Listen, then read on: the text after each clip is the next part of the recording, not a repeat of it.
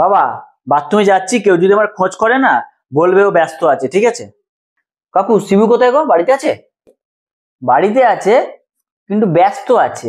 কোথায় ব্যস্ত আছে? বাথরুমে ব্যস্ত আছে, অনেকক্ষণ গেছে। ও বাবা, তোমাকে বললাম বলবে ব্যস্ত আছে, তা না করে তুমি কি বললে বাথরুমে ব্যস্ত আছে।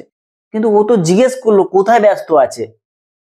আর তোমার তো একটা ভেবেচিন্তে বলা উচিত ছিল। এবার এটা নিয়ে উল্টো পাল্টা ভাবে, বাথরুমে ই করেছে ওই করেছে। কি ভাববে? ও তো বাথরুমে কি করে?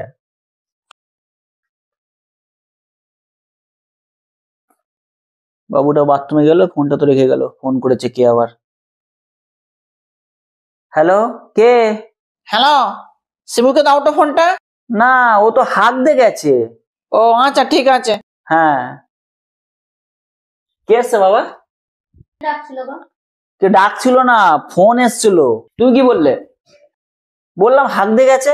হে বাবা, তুই বাথরুমে বলতে পারলে না হাত দিয়ে গেছে? শুনতে কেমন লাগে না?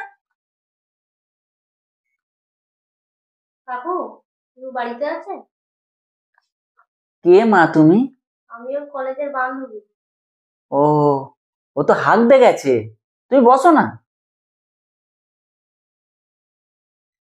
বাবু তাড়াতাড়ি হেগে বেরো, তোর বান্ধবী আসছে কলেজ থেকে। তোমরা একসাথে পড়াশোনা করো নাকি? হ্যাঁ হ্যাঁ। ও, ওই তো এসে গেছে। ও, তুই আসছিস? হ্যাঁ, ওই নোটস দিতে এসেছিল। ও, রেখে দে না, টেবিলে রেখে দে।